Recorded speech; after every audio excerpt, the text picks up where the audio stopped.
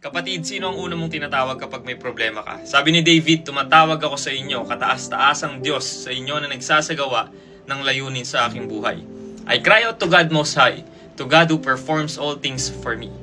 Reminder lang po ito, kasi minsan kapag may problema tayo, ang una nating tinatawag, kaibigan, kamag-anak, or yung mga connection natin. Hindi naman po masama na humingi ng tulong sa ibang tao, pero maling-mali.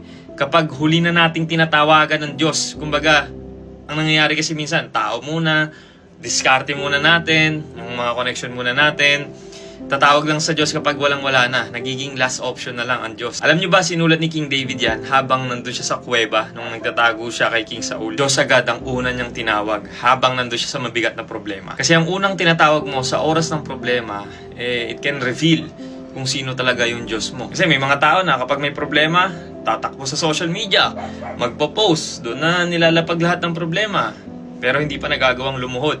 Diba? Sa kwarto, mag-isa, kausap ang Diyos na sila lang dalawa. So, reminder lang po ito, mga kapatid, na kapag may problema tayo, bago kayo mag-post, bago kayo tumawag sa ibang tao, lumuhod ka muna. Magdasal, at unang tawagan ay ang Panginoon. Amen?